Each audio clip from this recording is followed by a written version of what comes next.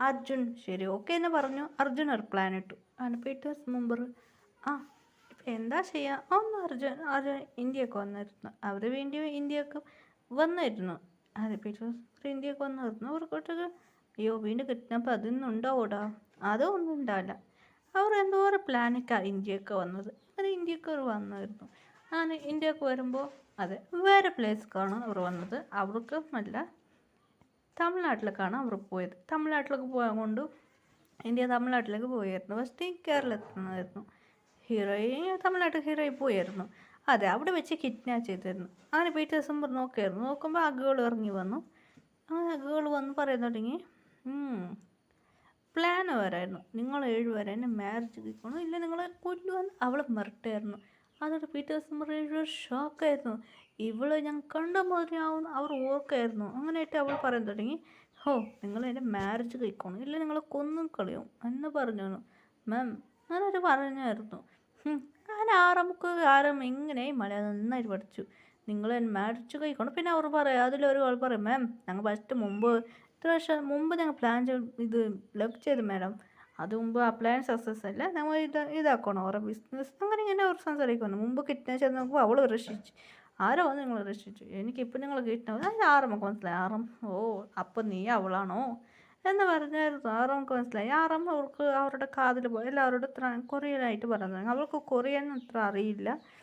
ആറും 7 പേർ അവളെ നോക്കി മുറക്കായിരുന്നു. നിങ്ങളതിന് മാരേജ് കഴിക്കണമെന്ന് അവർ മിരട്ടായിരുന്നു. അങ്ങനെ അപ്പോൾ ഇങ്ങനെ കൊല്ലും അങ്ങനെ ഇങ്ങോട്ട് മിരട്ടായിരുന്നു ഗൺ ഷൂട്ട് അങ്ങനെയായിട്ട്. പിന്നെ അവൾക്കൊരു കോൾ വന്നായിരുന്നു. ഹലോ അമ്മ എന്ത് പറ്റി? അവൾ ഓടിപ്പോയി. നിങ്ങൾ എവിടെ ഇരുന്നു ആൾക്കിട്ട് പോയി, നിങ്ങളെങ്ങനെ ഞാൻ പിടിക്കും എന്ന് പറഞ്ഞ് അവൾ ഓടിപ്പോയിരുന്നു. വെളിയിൽ പോയിട്ട് നോക്കുമ്പോൾ അവൾ അമ്മനെ കാണുന്നില്ല. എവിടെ പോയെന്ന് അമ്മേനെ തേടി ഓടി വന്നു. അയ്യോ അമ്മ അച്ഛാ എന്ത് പറ്റി? അതെ അമ്മേനെ അച്ഛൻ അവൾ പാസത്തിൽ പോകുന്നില്ല, അവൾ സ്വത്ത് പണം കിട്ടുന്നില്ല പറഞ്ഞുകൊണ്ട് അച്ഛാ എവിടെ ഉള്ളത്, എനിക്ക് സ്വത്ത് പണം തരുന്നെന്ന് പറഞ്ഞ് ഇവരെ കല്യാണം കഴിച്ച അമ്മ എനിക്ക് ഹെൽപ്പ് ചെയ്യുമെന്ന് പറഞ്ഞു. അമ്മ അച്ഛൻ എവിടെ എങ്ങനെ പറഞ്ഞ് അവൾ ഓടി വെളിയിൽ വന്ന് നോക്കുമ്പോൾ അവളെ കാണുന്നില്ല, അവൾ അമ്മേനെ കാണുന്നില്ല. അങ്ങനെ വന്ന് നോക്കുമ്പോഴാണ് അവൾ വെളിയിൽ വന്ന് നോക്കുമ്പോൾ ഇത് ഹീറോ അകത്ത് വന്ന് പറയാൻ തുടങ്ങി, നിങ്ങൾ എന്നെ മാരേജ് കഴിക്കുന്നത്. അതായത് ഹീറോ ഷോക്കായിരുന്നു. നിങ്ങൾ എന്നെ മാരേജ് ഇങ്ങനെ ഹീറോയിൻ നോക്കി മുറിക്കായിരുന്നു. അതുകൊണ്ട് ഷോക്കായിരുന്നു ഹീറോയിൻ കണ്ട്. മാരേജ് കഴിക്കുകയും ചെയ്തില്ല, വേറെ വഴിയില്ല, പിന്നെ നമുക്ക് ഡിവോഴ്സ് ചെയ്യാം എന്ന് പറഞ്ഞു. അങ്ങനെ 7 പേര് സമ്മതിച്ചു. അങ്ങനെ ഹീറോയ്ക്ക് മാരേജ് നടന്നു. എല്ലാ ചടങ്ങ് 7 പേർ മാരേജ് കഴിച്ച ഹീറോയിൻ വേറെ വഴിയില്ല. അത് മാത്രമല്ല ഒരു പേപ്പർ ഹീറോയിൻ റെഡിയാക്കി, ഇതിൽ നിങ്ങൾ സൈൻ ചെയ്യാൻ പറഞ്ഞായിരുന്നു.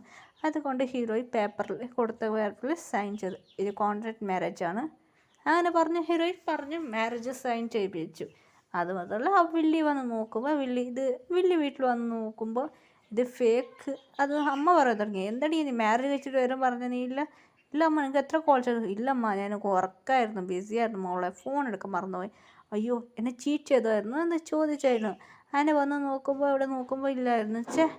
ന്യൂസ് വന്നായിരുന്നു. അങ്ങനെ പറഞ്ഞായിരുന്നു. അമ്മ ഒരാളയച്ചായിരുന്നു. അതിലൊരു ഗോളുണ്ട് മാം, ഇത് ആരും അയച്ചിട്ടില്ല മാം. അങ്ങനെ ഇട്ടുന്നു. ആ ഫോൺ നമ്പർ വിളിക്കുമ്പോൾ അത് റിയൽ ഫോൺ നമ്പർ അല്ലായിരുന്നു. അങ്ങനെ അവൻ പറയുന്നത്, മാഡം എൻ്റെ ഫോൺ കാണാതെ ആയിട്ടുണ്ടായിരുന്നു, വെളിയിലുണ്ടായിരുന്നു മാം, അതുകൊണ്ട് നിങ്ങൾക്ക് ആരോ കോൾ ചെയ്ത് സംസാരിച്ചതാണ് എൻ്റെ ഫോണിൽ എന്നൊരാൾ ചെക്കൻ പറഞ്ഞായിരുന്നു. ഇപ്പം എന്ത് ചെയ്യാൻ വന്ന് നോക്കുമ്പോൾ അവർ കാണുന്നില്ല. മിസ്സായി, ഇനി എന്ത് ചെയ്യാന്ന് അവൾ പ്ലാൻ ചെയ്ത് തുടങ്ങി. അങ്ങനെ PTS നമ്പറിൽ പിടിക്കാൻ നോക്കുമ്പോൾ PTS നമ്പർ ഹീറോയിൻ്റെ വീട്ടിലാണ് ഉള്ളത് അറിഞ്ഞ് അവൾ വന്ന് നോക്കും വഴക്കുണ്ടാക്കാൻ തുടങ്ങിയായിരുന്നു. ഹീറോയിൻ വെളിയിൽ ഇറങ്ങി വന്നു. എന്താടി പ്രശ്നമെന്ന് പറഞ്ഞാണ്. ഹീറോയ്ക്ക് എല്ലാം അറിഞ്ഞായിരുന്നു. ഹീറോയിൻ ആരോ കുറയിൽ വന്നായിരുന്നു. അത് മാത്രമല്ല 7 ബോയ്സും അതെ ആരോ കുറയിൽ വന്നായിരുന്നു. എന്താ തള്ളമുടിയല്ലേ ഇത് ചെയ്ത് വന്നത്, ഹീറോയിൻ പറഞ്ഞ മതി ചെയ്യണമെന്ന് പറഞ്ഞു. സ്ട്രിക്റ്റായ മാതിരി എന്താടി പ്രശ്നമെന്ന് പറഞ്ഞു. എന്താടി ഇവിടെ നടക്കുന്നത് അങ്ങനെയായിട്ട് ഹീറോയിൻ പറഞ്ഞ്. അതെ ഹീറോയിൻ റൂമിൽ കുറച്ച് നേരം എന്ത് സംഭവിച്ചു പറഞ്ഞാൽ ഹീറോയ്ക്ക് ന്യൂസ് വന്നാണ് അവൾ വരെ പോകുന്നത്. അതിൽ എല്ലാവരും അങ്ങനെ ലിഫ്റ്റിക്ക് പോലെ ഒരു ചുണ്ട് പോലെ തോന്നുന്നുണ്ട്. അത് ഹീറോയിൻ എല്ലാവരും കണ്ണ് കെട്ടിയിട്ട് ഹീറോയിൻ്റെ വീട് ലിഫ്റ്റിക്ക് ഒരു മാതിരിയാക്കിയിട്ട് ഡ്രസ്സ് ഹെയർ സ്റ്റൈലെല്ലാം കുറച്ച് പേർത്തും അതെല്ലാം ഇങ്ങനെ ചെയ്തു പറഞ്ഞ് അങ്ങനെ ഡ്രസ്സ് വേറെ കുറേ വന്നായിരുന്നു 7 പേർ. അതുകൊണ്ട് ഷോക്കായിരുന്നു.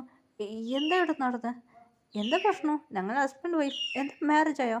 ഇതാ മാരേജ്, ഇതാ എൻ്റെ താഴെയുണ്ട്, എന്നിട്ട് മാരേജ് വീഡിയോ ഉണ്ട് എന്ന് പറഞ്ഞ് വീഡിയോ കേട്ടോ അവൾക്ക് മനസ്സൊടിഞ്ഞ്. അയ്യോ ഞാൻ കഷ്ടപ്പെട്ട് പ്ലാൻ ചെയ്ത് എല്ലാം നീ നശിപ്പിച്ചു.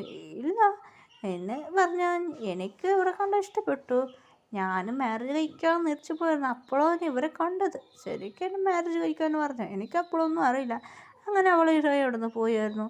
ആനെ കൊണ്ട് അവൾക്കൊന്നും ചെയ്യാൻ പറ്റില്ല. അവൾക്ക് ടെൻഷനായി. അതിലൊരാൾ പറഞ്ഞു, മാം ഇവർ വരെ കൈ വെച്ചാൽ ഇവരൊരു വലിയ ആളാണ്, ഇവരെ കഴിച്ചാൽ നമ്മളെ ഭൂമിയില്ലാതെ. ആ പെണ്ണ് സമ്മതിച്ചില്ലായിരുന്നു. അവളൊന്നും അറിയാൻ പ്ലാൻ ചെയ്തായിരുന്നു. അങ്ങനെ പിറ്റേസ് മെമ്പർ എന്തായാലും കൊറിയക്ക് പോയി. കൊറിയയിൽ പോയിട്ട് അവർ ബിസിനസ് അതൊക്കെ അപ്ലൈ ഇരിക്കാൻ തുടങ്ങി. നിങ്ങളെ കണ്ടിട്ട് ഇന്ത്യക്ക് വരണ്ട, contract sign divorce paper sign ചെയ്യാൻ പറഞ്ഞായിരുന്നു. അത് ഇതാവും, നിങ്ങൾ നോട്ടീസ് വരും, പിന്നെ നിങ്ങൾ ഇന്ത്യക്ക് വന്നു ഈ ഡിവോഴ്സ് ചെയ്യണം, മനസ്സിലായില്ല. അങ്ങനെ അവർ ഹീറോയി പറഞ്ഞിരുന്നു. ശരി ഓക്കെ എന്നാൽ അവർ കൊറിയക്ക് പോയി. ഹീറോയി ജോലിയായിട്ട് ഫ്രണ്ട്സിലുള്ള ജോലി എൻജോയ് ചെയ്യാൻ തുടങ്ങി.